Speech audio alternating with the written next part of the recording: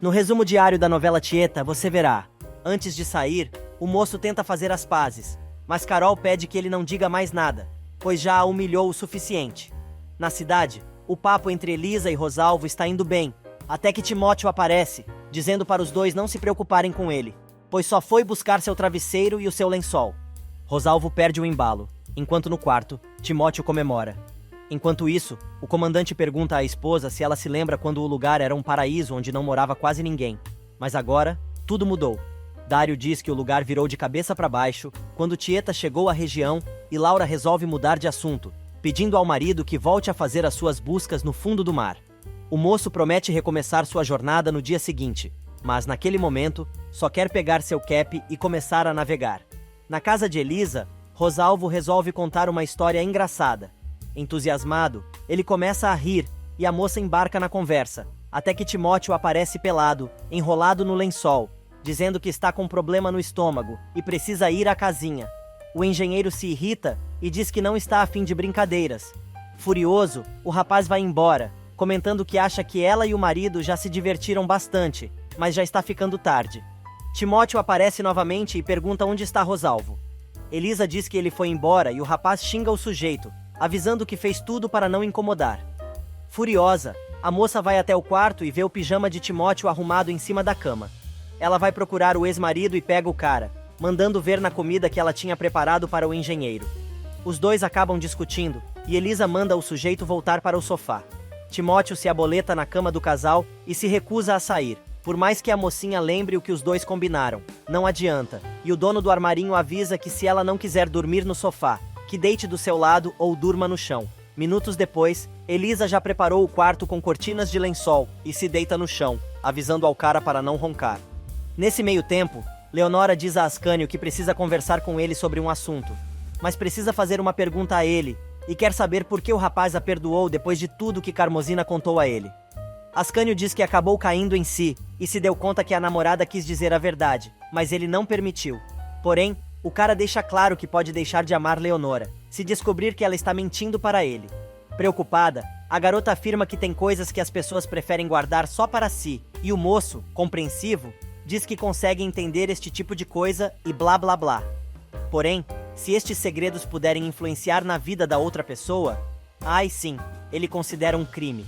A moça fica assustada e diz que concorda com o namorado, mas não conta mais nada.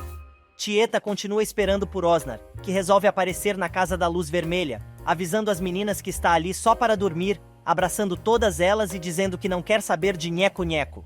Em Mangue Seco, Carol não consegue dormir e se revira na cama, enquanto Tieta perde a paciência e puxa a toalha da mesa que arrumou para receber Osnar, destruindo tudo.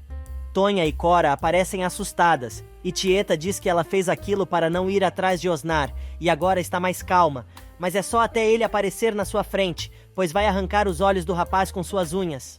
Depois de levar um bolo de Osnar, Tieta não consegue dormir, pois está com raiva do rapaz. Ela resolve azucrinar a paciência de Tonha, que tenta de todo jeito acalmar a amiga, e diz que se ela continuar nervosa, vai acabar tendo insônia. Porém, Tieta jura que não vai perder o sono por causa de um cão sarnento qualquer, e tenta se justificar, dizendo que não quer saber do moço, pois o convidou para jantar apenas como uma cortesia. Para encerrar o trololó, Tonha diz que, se é esse o caso, melhor as duas mudarem de assunto, mas Tieta não para de gritar, dizendo que está para nascer o homem que vai fazer aquele desaforo para ela. Enquanto isso, em Mangue Seco, Carol também não consegue dormir, pensando no que aconteceu entre ela e Osnar mais cedo. Na casa ao lado, Modesto perambula pela casa de Marcolino, que logo se junta ao amigo, perguntando o que ele está fazendo de pé a 1 hora daquela. O dono do curtume diz que não estava conseguindo dormir e resolve ir para a sala, tentar espairecer um pouco. O advogado, então, conta que teve um pesadelo com as luvas de Juraci, que de repente tomaram vida e tentaram enforcá-lo. Ele conta ainda que quando caiu em si, estava na porta do paraíso, sendo recebido por São Pedro, que também estava de luvas. Para completar, ele diz: aí veio um monte de anjos, também de luvas, e começaram a jogar aquelas luvas em mim. Elas me perseguiam, eu tropecei, caí e fiquei gritando por você para me acudir. Mas acontece que a nuvem era enorme e começou a me engolir, até que eu consegui me esconder num quarto, mas Juraci me encontrou e veio para cima de mim limpando um prato, e aquele micróbio correndo de um lado para o outro. Modesto, então, comenta que aconteceu tanta coisa ao mesmo tempo que não conseguiu pensar em sua família, mas está começando a sentir saudades e avisa que não sabe se vai conseguir aguentar.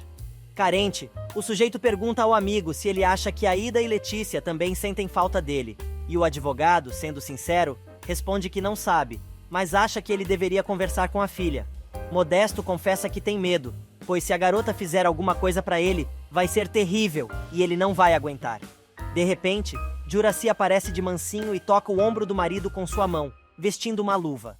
O cara toma o maior cagaço de sua vida, mas ela, sem perceber nada, diz ao marido que só foi ali para saber o que os dois estão fazendo ali, aquela aula da madrugada. Marcolino pergunta o que a baranga está fazendo acordada, e ela diz que não consegue dormir, reclamando das dores que sente em todo o corpo. Modesto não aguenta a ladainha e resolve ir se deitar, enquanto o casal discute a respeito de bafo de bode. A mulher reclama que teve que cuidar o tempo todo do cachaceiro, se contaminando com seus micróbios. Marcolino manda a esposa esquecer Posidônio, mas ela deixa escapar que está preocupada com o cachaceiro e não quer que aconteça nada com o coitadinho.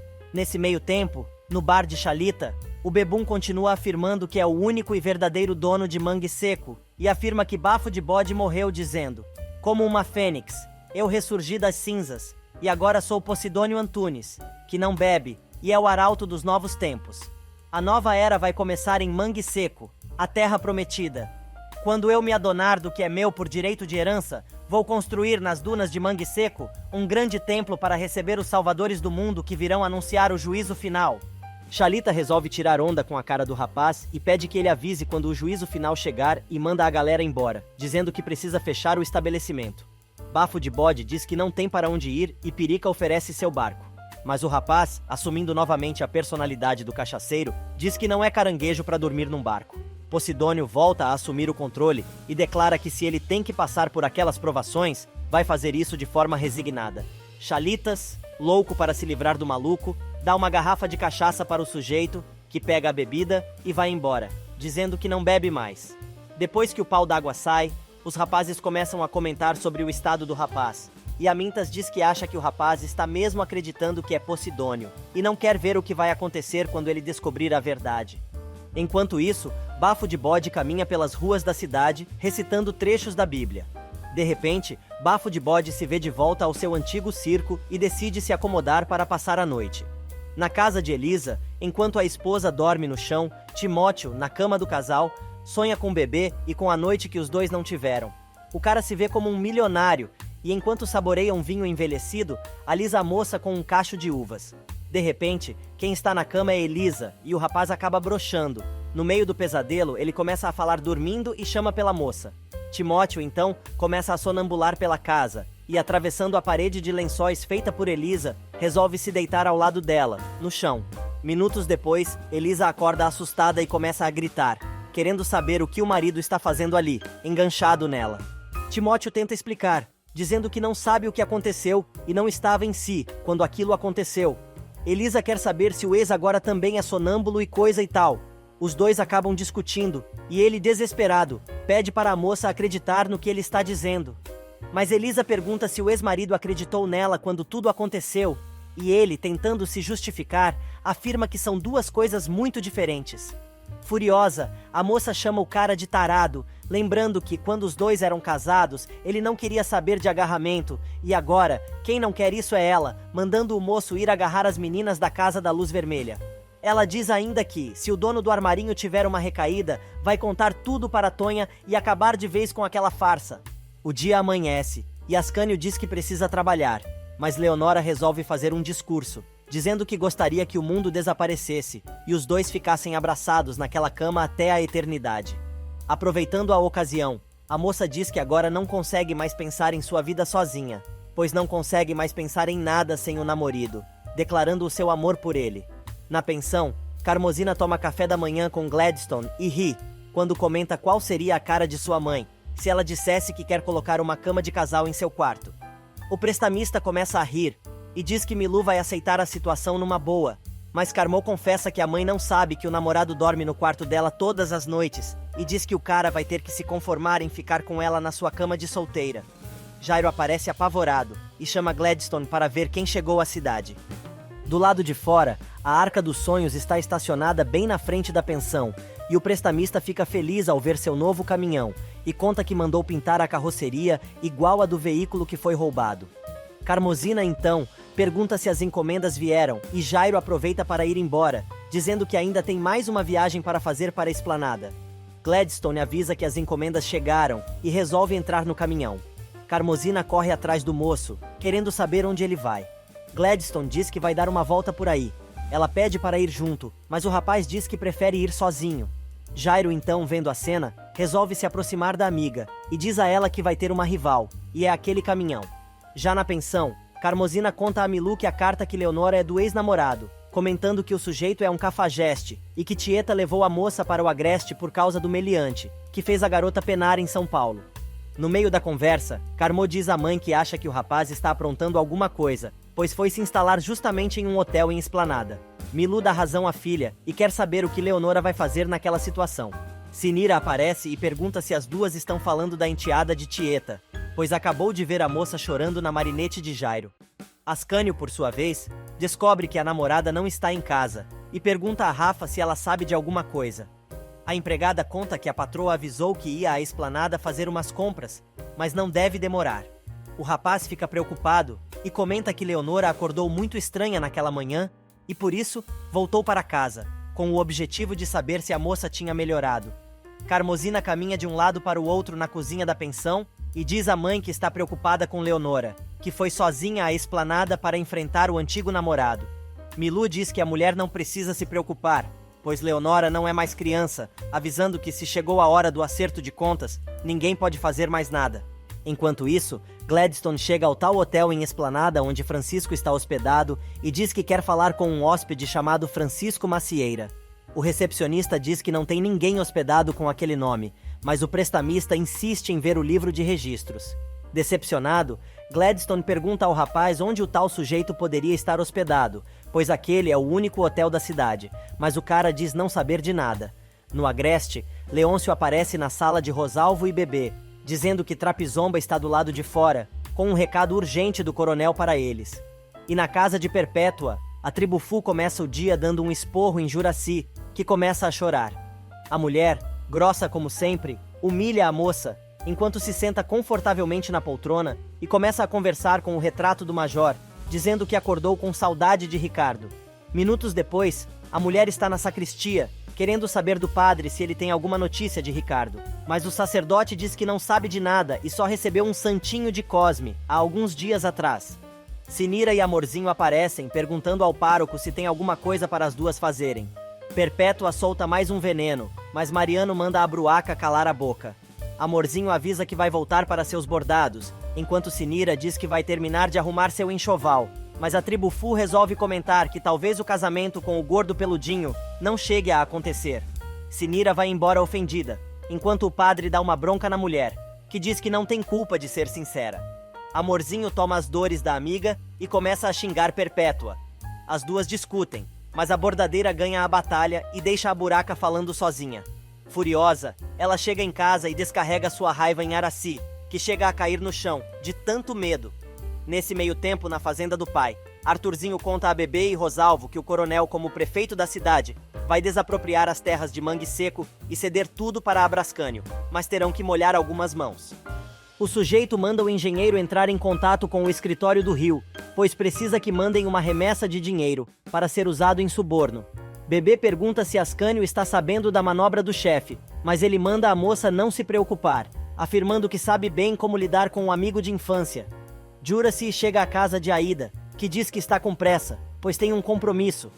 Mas a mulher explica que não está ali para fazer visita, e sim para conversar com ela, sobre um assunto muito sério. Nesse meio tempo, Cora conta a Tonha que Tieta saiu cedo e não disse para onde ia. A empregada conta que a patroa ficou meia hora andando de um lado para o outro por meia hora, antes de sair. Tonha comenta que acha que sabe onde ela foi, e diz que braba do jeito que ela estava, é capaz de cometer um desatino. Amorzinho finalmente encontra Sinira, e diz à moça que ficou procurando por ela a tarde toda. A Beata diz que quer ficar sozinha, mas a bordadeira afirma que ela não pode se deixar abalar com as maldades de Perpétua, e o que vale é que ela e Jairo vão se casar. Na tentativa de acalmar a amiga, ela convida Sinira para entrar nos correios.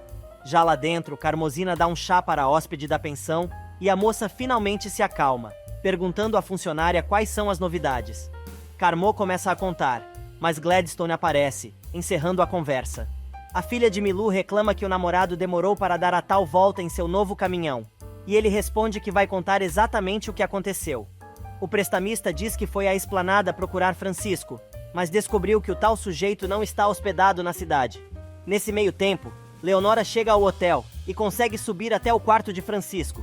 Tieta aparece de surpresa na pensão de Milu procurando por Osnar, e a mulher conta que o rapaz acabou de chegar e revela que ele passou a noite na casa da luz vermelha.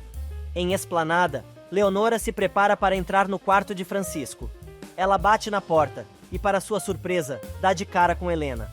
A mulher, mandando Leonora fechar a porta, conta que foi ela quem mandou a carta em nome de Francisco, revelando que sabe muito mais coisas sobre o passado da rival do que ela possa imaginar. Leonora diz que não vai ficar ali ouvindo besteira, mas Helena saca da bolsa um recorte de jornal, com a manchete da notícia que conta que ela foi presa como traficante de drogas. Apavorada, Leonora diz à mulher que Ascânio não pode saber daquela história de jeito nenhum. Helena zomba de Leonora e diz não entender por que não pode mostrar aquela matéria publicada em um jornal para Ascânio.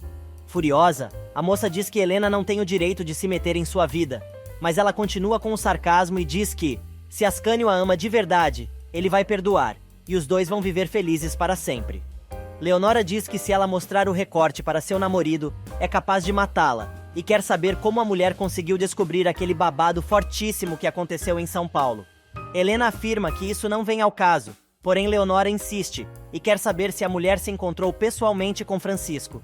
Helena, então, resolve comentar que o meliante ficou muito mal depois da surra que levou a mando de Tieta e pergunta se Leonora consegue imaginar um encontro entre Francisco e Ascânio, avisando que o rapaz está cheio de ódio e pode fazer qualquer coisa para se vingar e pode contar todas as histórias e mentiras que a moça contou para ele. Helena ainda diz ter certeza que Leonora contou a mesma balela para Ascânio. Apavorada, Leonora tenta se defender e diz que foi usada por Francisco, pois não sabia o que estava carregando em sua bagagem quando foi viajar. Porém, Helena diz que ela tem que explicar tudo para Ascânio, mas sabe que ele não vai aceitar e vai acabar terminando tudo. A mulher revela que quer se vingar e, por isso, pretende deixar o rapaz sozinho e infeliz, assim como ela ficou. Preocupada, Leonora diz que Ascânio não vai conseguir se recuperar se tiver uma decepção daquelas, mas acaba ficando ainda mais brava e joga na cara de Helena que ela não faz ideia de tudo o que passou na sua vida, citando inclusive as surras e porradas que levou ao longo dos anos. Helena não se dobra e diz que a garota tem sorte em ter aquela cara de sonsa, mas deixa claro que sabe mais do passado dela do que a moça possa imaginar. Leonora resolve desafiar a rival, e ela, rindo, diz que só vai dizer depois que contar tudo para Ascânio, e diz que só não vai dizer nada ao ex-marido, se Leonora fizer tudo o que ela mandar. Nesse meio tempo, Juraci termina de dar seu esporro em Aida, e diz que todo mundo sabe que ela tinha uma cabeça de vento, mas não pode acreditar que a mulher faça sociedade com Ateuda e Manteuda.